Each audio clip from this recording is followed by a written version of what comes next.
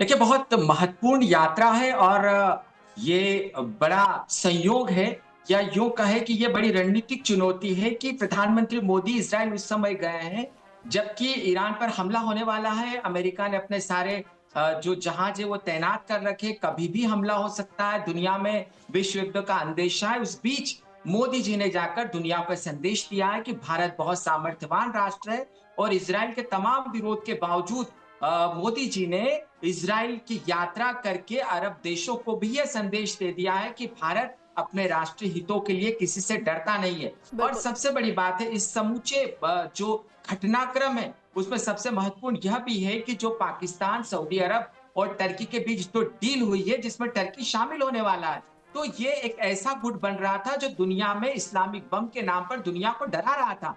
लेकिन वहीं पर अब प्रधानमंत्री मोदी ने इज़राइल जाकर नेतन्याहू के साथ नई डील की जो सुगबुगाहट हो रही है, जो कुछ दिख रहा है, उससे संदेश जा रहा है कि भारत न केवल आत्मनिर्भर होने वाला है, लेकिन अपने राष्ट्रीय हितों से समझौता नहीं करके भारत इससे आगे की ओर देख रहा है। और सबसे बड़ी बात है कि आयरन डोम को लेकर भी समझौता होने वाला है। वह आयरन डोम जो भारत का सुरक्षा कवच होगा, तो आत्मनिर्भरता के क्षेत्र में, मेड इन इंडिया के क्षेत्र में, रक्षा क्षेत्र में, और सबसे बड़ी बात है कि इस दौरे के बहुत बड़े सामरिक संदेश है। और नेतन्याहू ने प्रधानमंत्री मोदी को गले लगाकर दुनिया को संदेश भी दे दिया है कि किसी भी कठिन समय में चाहे रसिया भारत के साथ खड़ा नहीं हो, जी। अमेरिका खड़ा नहीं हो, लेकिन इज़राइल भारत के साथ हमेशा खड़ा है। और यह जो नेतन्याहू का संदेश है, निश्चित तौर पर पाकिस्तान की उससे नींद उड़ गई होगी। जी, ठीक कहा आपने। और देखिए, ये दोनों ही जिगरी दोस्त कहलाते हैं, तो कह सकते हैं कि अब इस दोस्ती में एक नया अध्याय इसी के साथ जुड़ने वाला है।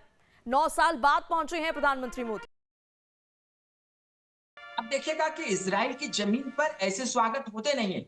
और जी। सबसे बड़ी बात है कि इज़राइल की यात्रा करना जो है वो अपने आप में एक बहुत ऐतिहासिक कदम माना जाता है। हुँ। प्रधानमंत्री मोदी 9 सालों के बाद गए और जिन जिन जिन डील्स पर डिस्कशन होने वाला है, देखिए एआई को लेकर भारत ने महारत दिखाई है। दुनिया का नेतृत्व करने की ओर भारत बढ़ा है। हमारे यहाँ पर बहुत बड़ा जो समिट हुई है वो सफल हुई है और उसको फ्रांस के राष्ट्रपति ने भी सराहा है। तो अब जो नेतन्याहू और भारत, जो मोदी जी की जो केमिस्ट्री है, वो इतनी शानदार रही है कि दोनों देशों की ओर से यह संदेश मिल रहे हैं कि अब जो रक्षा उत्पादन है उसमें इज़राइल की भी भागीदारी होगी, उसमें भारत की भी भागीदारी होगी, मतलब दोनों देश मिलकर बनाएंगे। तो आप दुनिया में आधुनिक हथियार तो बहुत है, लेकिन अत्याधुनिक हथियार जो है वो अमेरिका और इज़राइल देशों जैसे देशों के पास ही है। और यह बहुत बड़ी बात है कि अत्याधुनिक हथियारों की जो दौड़ है या जो होड़ है, उसमें इज़राइल और भारत मिलकर कदम ताल मिलाकर आगे चलने वाले हैं। निश्चित इससे चीन भी परेशान होगा, इससे बिल्कुल। ट्रंप भी परेशान होगा। यहाँ पर एक बात और कहना चाहूंगा कि ट्रंप जो है, ट्रंप नेतन्याहू की सुनते हैं। और टैरिफ को लेकर जो ट्रंप ने बावेला मचाया है, उस बीच नेतन्याहू ने एक बार कहा भी था कि भारत हमारा बहुत बड़ा दोस्त है। तो मोदी जी की इस यात्रा के बाद ट्रंप का मुंह भी बंद होगा, हुँ। ट्रंप इस बात को समझेंगे भी, और हुँ। आने वाले समय में भारत, अमेरिका और इज़राइल बहुत अच्छे दोस्त होंगे, इसकी बहुत उम्मीदें की जा सकती है। ठीक कहा आपने। और देखिए, इसी से जुड़ा मेरा अगला सवाल भी है ब्रह्मदीप अलूनी जी, क्योंकि देखिए, ट्रंप काफी कंफ्यूजिंग रहे हैं इन हाल के दिनों में। अगर प्रधानमंत्री मोदी की ही बात करें, तो वो अभी हाल फिलहाल में अब वो कहने लग गए हैं दोबारा कि मोदी जो है मेरे अच्छे दोस्त हैं। लेकिन अब इजराइल का दौरा जब उन्होंने कर लिया है, इसके बाद देखिए इस दोस्ती पर क्या कुछ असर पड़ेगा? जी बिल्कुल, देखिए असर पड़ेगा, क्योंकि मध्य पूर्व में जो सबसे मुफीद ठिकाना, जो सबसे सुरक्षित केंद्र है इस अमेरिकी हितों के लिए, वो इज़राइल है। जी। अमेरिका की कोशिश से होती है कि इज़राइल को अधिक से अधिक देश मान्यता दे, हम्म। और वह लगातार इस मामले में कोशिशें भी करता रहा है। और दुनिया में ऐसे बहुत कम देश है जो कि इज़राइल के साथ खुले तौर पर खड़े रहते हैं। और वहां पर दुनिया का सबसे बड़ा धर्मनिरपेक्ष देश, दुनिया का सबसे बड़ा लोकतांत्रिक देश हम्म। और दुनिया का सबसे ज्यादा जनसंख्या वाले देश के प्रधानमंत्री मोदी जैसे एक लोकप्रिय नेता, जिनकी वैश्विक तौर पर लोकप्रियता है, यदि वो नेतन्याहू के साथ खड़े हैं, इसका मतलब है कि इज़राइल को सर्वमान्यता मिल रही है। दुनिया में उन्हें और ज्यादा पसंद किया जाएगा। और यही भारत की खूबी जो मोदी जी ने दिखाया है, वो ट्रंप को पसंद आएगी। और आने वाले समय में जो ट्रंप जो है वो पाकिस्तान के करीब जाते हुए दिख रहे थे, जी। अब उनकी बातों पर लगाम भी लगेगी और आने वाले समय में संबंध भी मजबूत होंगे। बिल्कुल ठीक कहा आपने। और अगर देखिए विदेश मामलों की अगर हम बात करें तो हाल के दिनों में भारत काफी ग्रो करता हुआ दिखा है। चाहे आप अभी एआई इम्पैक्ट में इमैनुअल मैक्रों का भारत आने को देख लीजिए, और अब जो है खुद प्रधानमंत्री मोदी ऐसे वक्त में इजराइल गए हैं जबकि उनकी टाइमिंग को लेकर के सवाल खड़ा हो रहा है। तो कह सकते हैं कि ग्लोबली एक बड़ा मैसेज भारत दे रहा है कि कितना सशक्त अब भारत हो चुका है।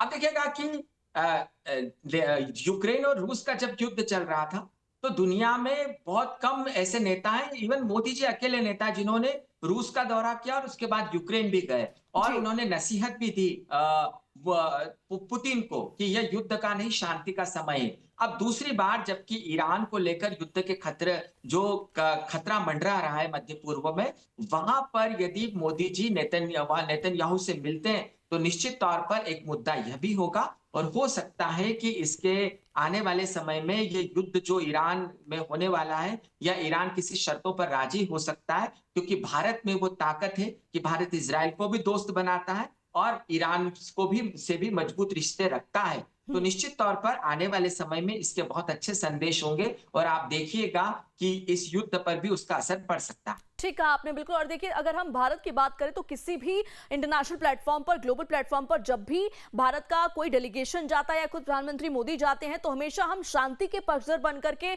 उभरते हैं, मैसेंजर ऑफ पीस बनते हैं। तो कहीं ना कहीं कह सकते हैं कि इजराइल में भी जब प्रधानमंत्री मोदी अपनी बातें रखेंगे तो उसमें कहीं ना कहीं शांति का जिक्र जरूर होने वाला है। जी बिल्कुल, देखिए भारत जो है वो बुद्ध की धरती है, भारत गांधी की धरती है और प्रधानमंत्री मोदी जी ने इस बात का जिक्र कई बार किया है। तो प्रधानमंत्री मोदी जी के जाने से निश्चित तौर पर नेतन्याहू और प्रधानमंत्री मोदी जी के बीच इस बात को लेकर चर्चा होगी और इसका व्यापक असर देखने को भी मिल सकता है। हो सकता है कि ट्रंप और ईरान दोनों जो है वो बातचीत की मेज पर आगे भी बढ़े, क्योंकि यदि ऐसा होता है तो दुनिया के लिए बहुत बड़ी खबर होगी। ईरान पर हमला, इसका मतलब है कि पेट्रोल महंगा, डीजल महंगा, महंगाई बढ़ने वाली है और यदि हॉर्मुज जलडमरू मध्य को बंद कर दिया तो जापान, चीन सब प्रभावित हो सकते हैं। तो अभी भारत के जो प्रतिद्वंदी हैं, भारत के जो दुश्मन देश है, वो जी भी ये सोच रहे होंगे कि यदि प्रधानमंत्री मोदी जी जाकर नेतन्याहू से बात करते हैं और ईरान का युद्ध टलता है तो उनके हित में भी होगा। और यही जी कारण है कि पूरी दुनिया की नजरें जो है वो इस यात्रा पर है और यह भारत की बहुत बड़ी कूटनीतिक विजय है कि भारत इस कठिन समय में शांति का संदेश लेकर प्रधानमंत्री मोदी के तौर पर जी इजराइल की यात्रा पर है। बिल्कुल ब्रह्मदीप अलुन जी, लेकिन पाकिस्तान और चीन की नजर थोड़ी सी ज्यादा जरूर रहने वाली है अमेरिका के साथ साथ। देखिए चीन तो परेशान होगा ही, क्योंकि चीन भारत की जो सामरिक तौर पर बढ़ती हुई ताकत है उससे ज्यादा परेशान रहा है और इजराइल एक ऐसा राष्ट्र है जिसके पास कौन से हथियार है दुनिया को पता नहीं है।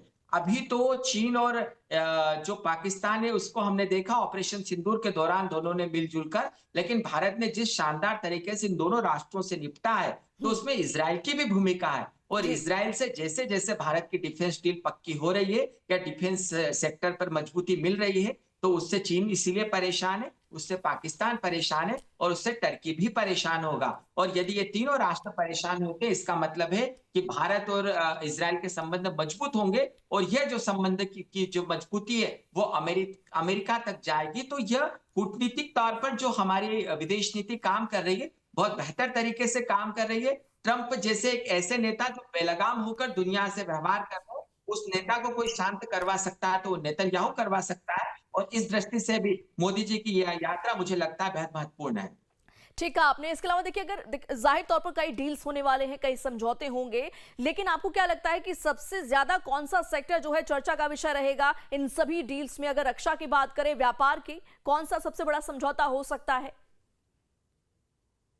मुझे लगता है कि रक्षा समझौता बहुत जबरदस्त हो सकता है और आयरन डोम को लेकर जो मेड इन इंडिया के तहत हम अब चीजों का निर्माण कर रहे हैं, तो हमने बराक मिसाइल जो बनाई है वो बराक को इजराइल से मिलकर बनाई है और यदि आयरन डोम को लेकर भारत और इजराइल दोनों बनाते हैं तो भारत की सुरक्षा चाक चौबंद करने में यह बहुत बड़ी उपलब्धि होगी। इससे हमारा डिफेंस सेक्टर मजबूत होगा। तो अभी जो डील होने वाली जिस पर दुनिया भर में चर्चा होगी या चीन और पाकिस्तान जैसे देशों की जो नींद उड़ने वाली है वो रक्षा डील ही हो सकती है जो बहुत ही प्रभावी होने वाली है। ठीक है, आपने हाल ही में देखिए राफेल डील का भी जिक्र हुआ था जब इमैनुअल मैक्रोन आए थे और उसके बाद अब खुद प्रधानमंत्री मोदी गए, तो कह सकते हैं कि अगर हम अपने स्ट्रेटेजिक पार्ट की बात करें तो लगातार भारत अपने आप को और भी ज्यादा हर बीतते दिन के साथ पावरफुल और शक्तिशाली बना रहा है।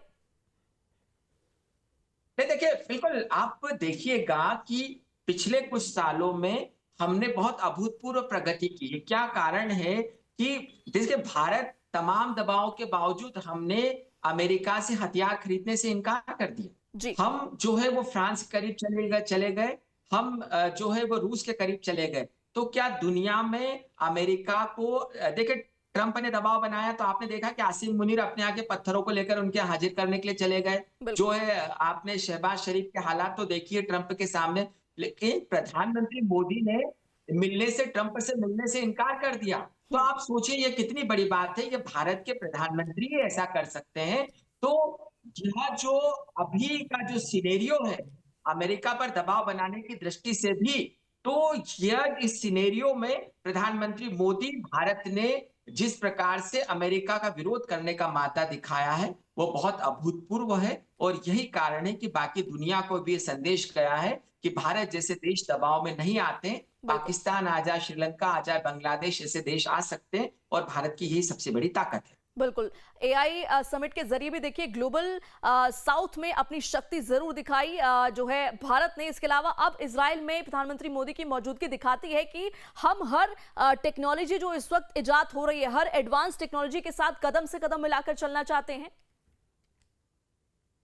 ये देखिए आप बड़ा दिलचस्प सवाल पूछा है आपने। आप इजराइल का इतिहास देखिए, सबसे ज्यादा नोबेल प्राइज जो जीतते हैं वो कौन जीतता है? इजराइल जीतता है, वहां के वैज्ञानिक जीतते हैं। आप अल्बर्ट आइंस्टीन कौन थे? वो यहूदी थे। मतलब यदि जर्मनियों से यहूदियों को उजाड़ा नहीं चाहता तो अमेरिका अल्बर्ट आइंस्टीन जाते नहीं और अमेरिका सबसे पहले जो है वो परमाणु हथियार नहीं बनाता।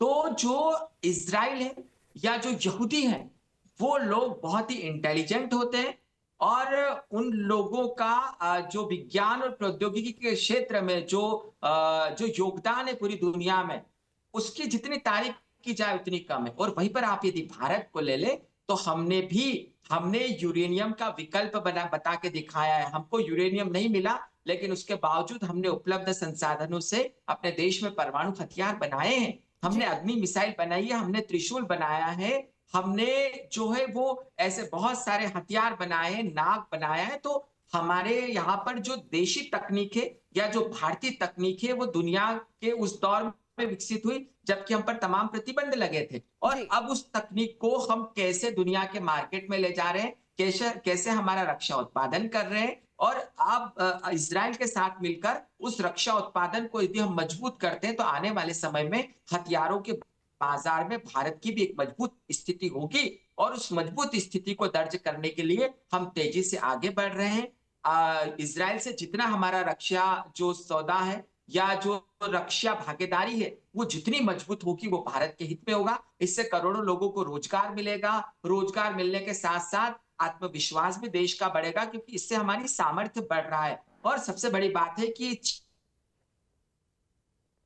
कह सकते हैं उनको हम तभी दबाने में कामयाब होंगे तबकि रक्षा तौर पर हम मजबूत हो। अब देखिए अभी तक रक्षा के तौर पर हम जहाजों में जो है वो मदद चाहते हैं या जमीनी हथियार खरीद रहे थे, लेकिन अब हम अपने समुद्र में भी अपनी पनडुब्बियों को परमाणु संसाधनों से युक्त कर रहे हैं। तो इस सब में इजराइल बहुत मददगार है। यही कारण है कि इजराइल की मित्रता की गंभीरता को पिछले समय से मोदी जी ने समझा है और मोदी जी के इस दौरे में यह प्रतिबिंबित भी हुआ है। नेतन्याहू ने खुले तौर पर यह घोषणा की है कि भारत हमारा बहुत बड़ा दोस्त है और यही कारण है कि मोदी जी की जो यात्रा है वो इतनी ऐतिहासिक कही जा रही है। बिल्कुल बिल्कुल बेहतरीन तरीके से आपने समझाया। इसके अलावा देखिए डिफेंस डील तो पक्की है, लेकिन इन सब के बीच में सबसे ज्यादा अगर फोकस किसी चीज पर रहेगा तो वो आयरन डोम होने वाला है, क्योंकि अगर ये भारत में इंट्रोड्यूस होता है तो इसके मायने और भी ज्यादा दोगुने हो जाएंगे, क्योंकि हमारे पास भी आसपास बहुत से दुश्मन बैठे हैं, चाहे आप पाकिस्तान की बात करें या फिर चीन की, जिनको रोकना बहुत जरूरी है। नहीं देखिए हमारे यहाँ पर जो हमने भारत ने जो ऑपरेशन सिंदूर के दौरान टेस्ट भी हुआ, तमाम प्रोपेगेंडा पाकिस्तान ने किया, लेकिन हमारे यहाँ पर क्या हमारे आकाश को वो भेद पाया? नहीं भेद पाया।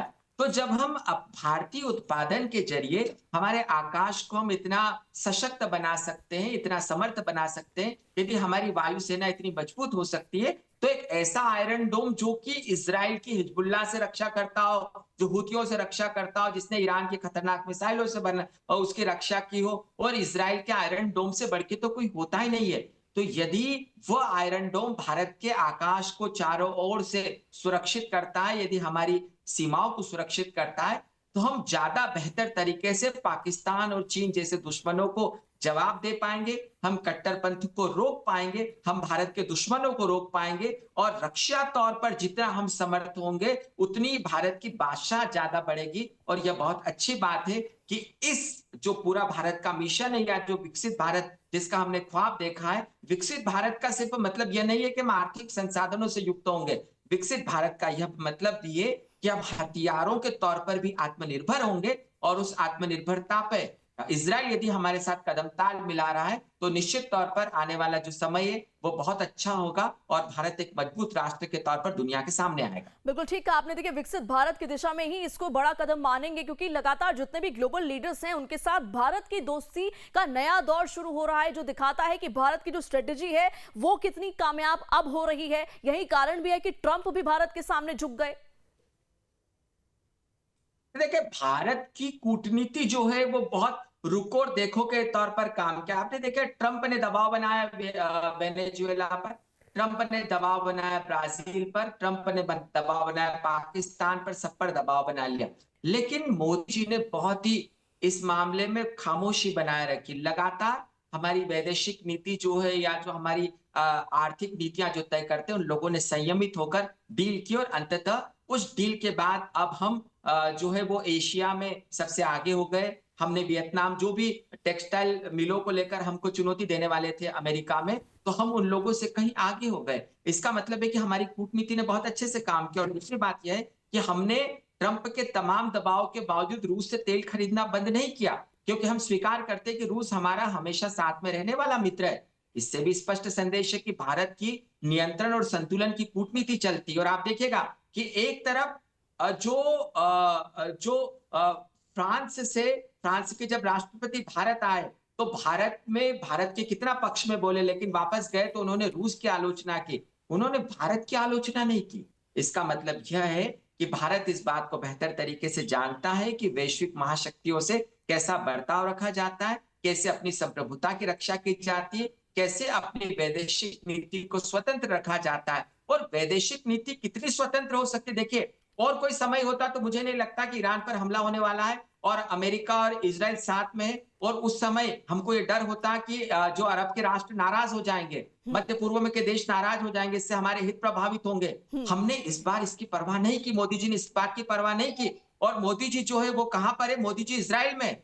इसका मतलब बहुत स्पष्ट है कि हमारी स्वतंत्र नीति जो है, वैदेशिक नीति, वो स्वायत्तता को पसंद करती है, वो राष्ट्रीय हितों का समर्थन करती है, वो महाशक्तियों को आंखें दिखाने का मादा रखती है, वो महाशक्तियों के सामने खड़ी होती है। यही कारण है कि ईरान की बिना परवाह किए, मध्य पूर्व की बिना परवाह किए, हमने किसी देश के बिना परवाह किए, आज भारत अपने राष्ट्रीय हितों में प्रधानमंत्री मोदी जी के रूप में इजराइल में खड़े हैं, प्रधानमंत्री मोदी जी। और यही समर्थ भारत, मजबूत भारत का परिचायक है। बिल्कुल, और यही कारण भी है ब्रह्मदीप पलूनी जी कि यूरोप भी भारत को चुनता है मदर ऑफ ऑल डील्स करने के लिए। अब देखिएगा, ये भी बहुत एक अच्छा बिंदु जो मुझे आपने याद दिलाया। देखिए, ट्रंप विरोध कर रहे हैं, ट्रंप उस समय विरोध में थे, लेकिन भारत ने यूरोप का विकसित देशों का सबसे बड़ा एक मार्केट, 27 विकसित देश जिसमें शामिल है, वहां से आपने मुक्त बाजार व्यवस्था को लागू करने में, मुक्त बाजार व्यवस्था के एक बड़ा समझौता करने में करके आपने कि जो भारत है वो उसको दुनिया कितना पसंद करती है। क्यों? क्योंकि भारत में स्थिरता है, भारत में लोकतंत्र है, भारत में शांतिपूर्ण समाज रहता है, भारत में बिजनेस के जो अनुकूल माहौल है। तो यूरोप ने भारत को पसंद किया, और यूरोप से भारत की जो डील हुई उसके बाद ट्रंप दबाव में आए। तो ये हमारी कूटनीतिक विजय है कि हमने यूरोप के देशों को इस बात से, और इसके बावजूद कि यूरोप रूस के खिलाफ खड़ा है, इसके बावजूद कि यूरोप जो है यूक्रेन युद्ध में जो है वो यूक्रेन का साथ दे रहा है। तो यह भारत की ताकत है, हम्म। ये भारत की कूटनीतिक ताकत है कि यदि इस दौर में आप भारत के साथ नहीं खड़े रहे तो आपका विकास रुक जाएगा, क्योंकि भारत दुनिया का सबसे बड़ा उपभोक्ता बाजार है। क्योंकि भारत जो है दुनिया का सबसे बड़ा लोकतांत्रिक देश है। तो जी। दुनिया को चाहे वो या वो न चाहे, लेकिन वो भारत के महत्व को दरकिनार नहीं कर सकते। और प्रधानमंत्री मोदी जी ने भारत के इस महत्व को बार बार वैश्विक मंचों पर दिखाया है और इजरायल में वो प्रतिबिंबित भी हो रहा है।